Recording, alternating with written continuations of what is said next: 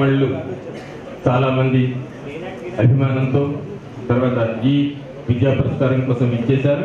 మనం చెప్పకుండానే సోదరులు వారికి సీట్లు కేటాయిస్తున్నారు. అందుకు మేము కృతజ్ఞతలు తెలియజేస్తున్నాం.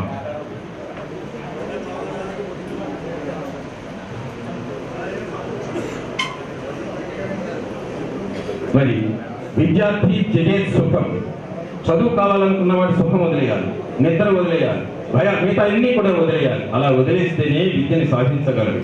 అందువల్ల మనం సమయం గురించి కానీ, కష్టాల గురించి కానీ, నష్టాల గురించి కానీ ఇలాంటి ఏమీ కూడా పట్టించుకోకుండా మన విద్య కోసం, జ్ఞానం కోసం, మన అభివృద్ధి కోసం ఎంతో కృషితో ఇచ్చేసాం కనుక మనం ఆ విధమైనటువంటి నారాయణ స్వామి గారు మాజీ మంత్రి వర్యులు వారి వేదిక మీదకి ఇచ్చేవలసిందిగా కోరుతున్నాను.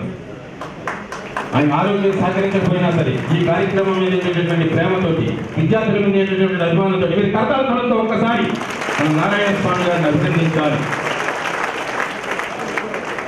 ఇప్పుడు ఉండేటటువంటి రాజకీయ నాయకులందరికీ కూడా ఆయన ఆదర్శం అని చెప్తూ ఉంటారు. వారు రావడం నిజంగా మన అదృష్టం, చాలా సంతోషం. అక్కడ అరవింద్ సర్వేట్ గారు, చందు శ్రీనివాస్ గారు కూడా వారి ఉపన్యాసాలను తెలియజేస్తారు. వారు కూడా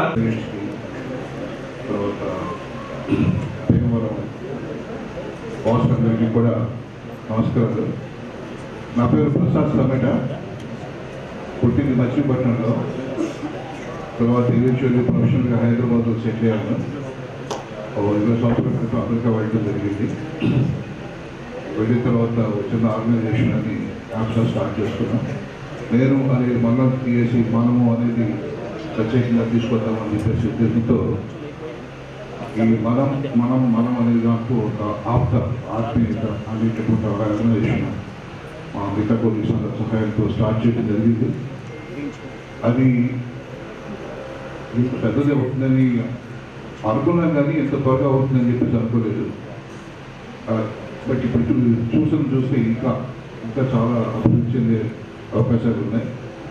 ఎందుకంటే మేము చేసే కార్యక్రమాలు, తర్వాత మా యొక్క ఉద్దేశాలు ఇదంతా ఏంటంటే నలుగురు కలిసిపోవాలి అనేటటువంటి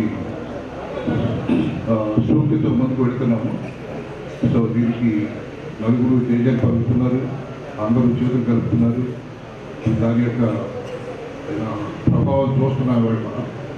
సో మా మిగతా పోలీస్ కూడా అక్కడ ఇంట్రడక్షన్ ఇస్తారు. Thank you so much for coming. నమస్తే.